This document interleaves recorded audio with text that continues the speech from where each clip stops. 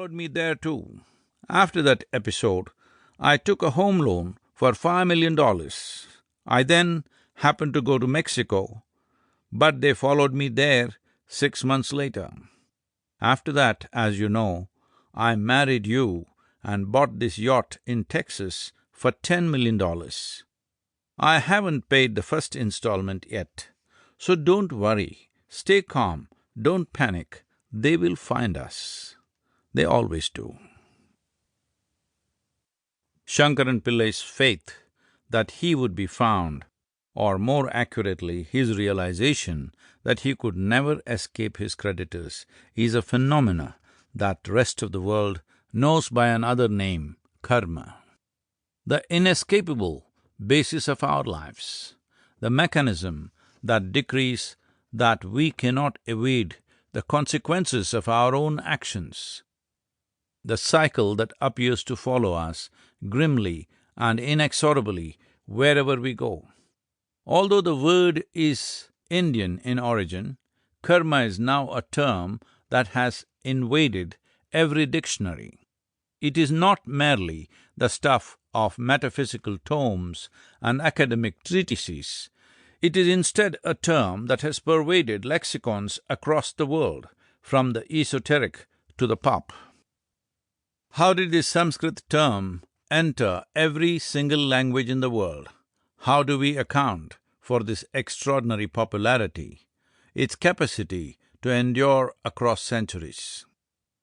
There are many possible ways to explain this, but perhaps the primary explanation is just this: karma is the only concept in the world that addresses human perplexity in the face of suffering.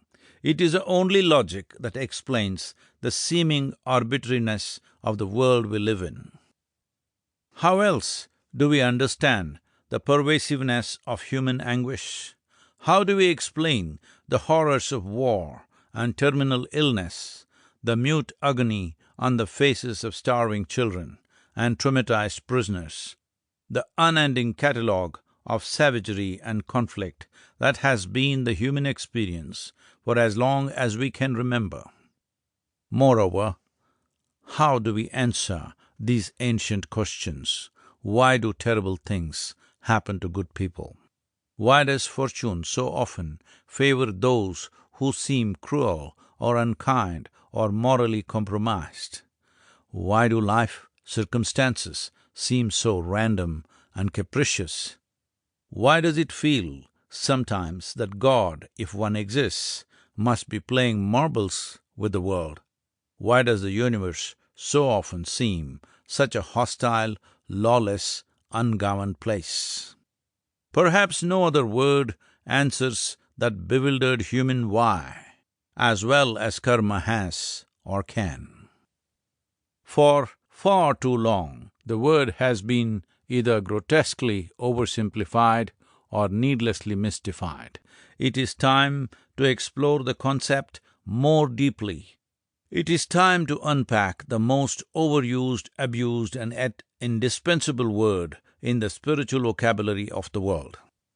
It is time to examine how karma is connected to some of the most vital areas of human inquiry, the meaning of life, and above all, how to live it.